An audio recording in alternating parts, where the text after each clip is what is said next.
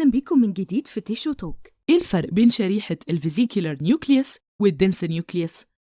الفيزيكولار نيوكليوس المثال اللي عندنا في الليفر، يعني لازم هتشوف سنترال فين، فراغ كده في النص، وحواليه الهيباتوسايتس اللي هي عاملة منظر الأشعة الشمس اللي بنقول عليه sun ray appearance.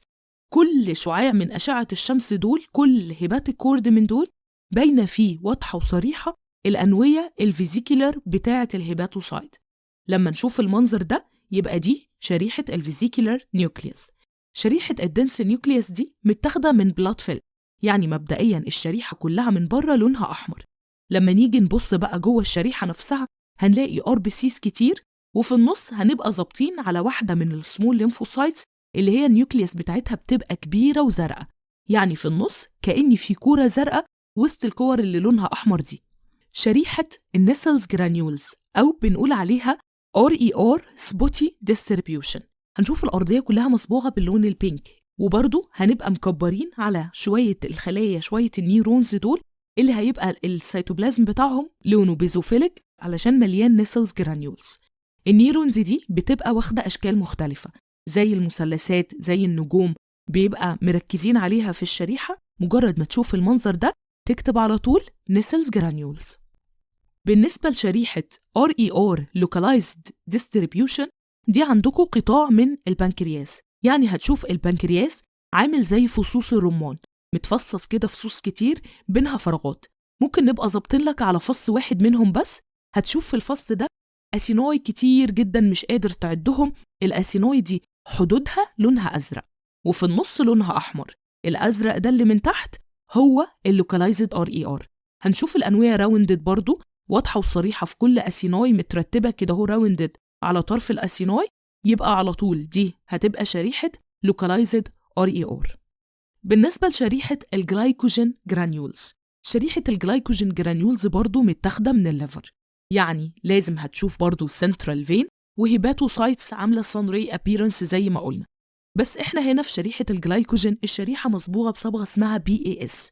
يعني ايه BAS؟ اللي هو البير ايوديك اسيد شيف.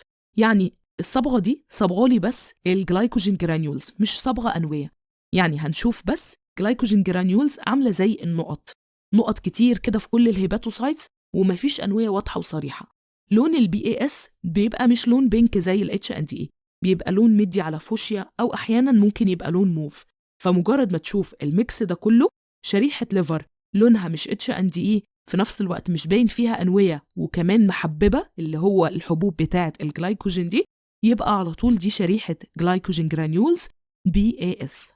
شريحة الفات سيلز، الفات سيلز دي مصبوغة بHNDE، يعني الفات هيدوب واحنا بنصبغ، فبالتالي احنا هنشوف بس حدود الخلية، يعني هنشوف بس السيل ممبرين بتاعها والأنوية اللي هي على الأطراف، فبيبقى المنظر بتاعها كأنها شبكة لونها بينك والأرضية بتبقى لونها أبيض علشان الفات اللي جوه السل دي داب واحنا بنصبغ.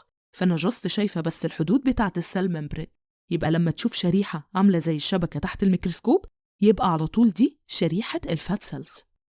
بالنسبة لشريحة الميلانين بيجمنت، الميلانين شريحة مميزة جدا علشان هو عبارة عن خط بني أو أسود في شريحة HNDE، يعني أنا ما صبغتش بصبغة خاصة عشان يظهر لي اللون ده، فعلى طول اوتوماتيك تبقى عارف ان هي دي شريحة الميلانين بيجمنت. حدودها بتبقى عاملة زي المثلث، ضلع من أضلاع المثلث ده لونه أسود أو بني. مجرد ما نشوف المنظر ده يبقى على طول دي شريحة الميلانين بيجمنت.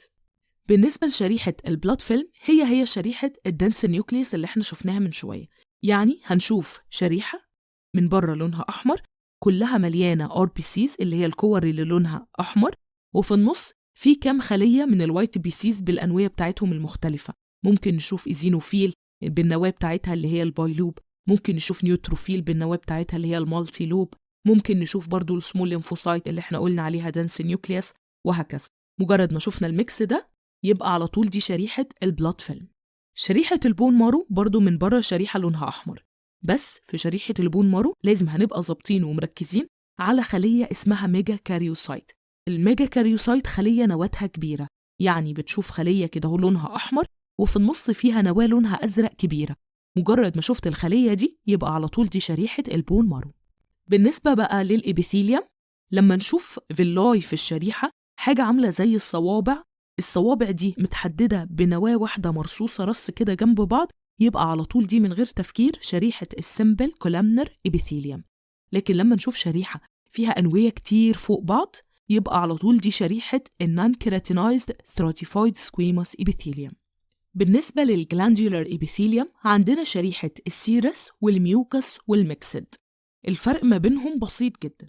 الميوكس أسينوي دي هنلاقي أغلب الشريحة كأن السيتوبلازم بتاعها مش موجود، يعني مجرد ما هتبص على الشريحة هنحس كأن الشريحة مش متلونة. هنلاقي ميوكس أسينوي، الميوكس ده داب واحنا بنصبغ، فبالتالي أغلب الشريحة كأن السيتوبلازم بتاعها مش متلون. بالنسبة للسيرس أسينوي دي بتبقى شريحة كلها لونها بينك وكلها بنفس الدنسيتي، يعني مفيش حاجة باهتة وحاجة زاهية، كلها أسينوي شبه اللي شفناها في البنكرياس. أسينوي كتير مش قادرة أعدهم، الأنوية بتاعتهم راوندد على الأطراف، وفي نفس الوقت اللون كله واحد. لكن في الميكسد هنبقى ظابطين لك على جزء فيه ميوكس أسينوي اللي احنا قلنا عليها من شوية، اللي هي أسينوي كده كبيرة شوية وباهتة، السيتوبلازم بتاعها باهت، وشوية سيرس أسينوي وهيبقى ده الأغلب اللي هو شوية أسينوي زاهيين. ففي الميكسد احنا بنشوف أسينوي زاهية، وكمان هنبقى ظابطين لك على كام جزء من الميوكس أسينوي. مجرد ما نشوف المنظر ده نكتب ميكسد أسينوي.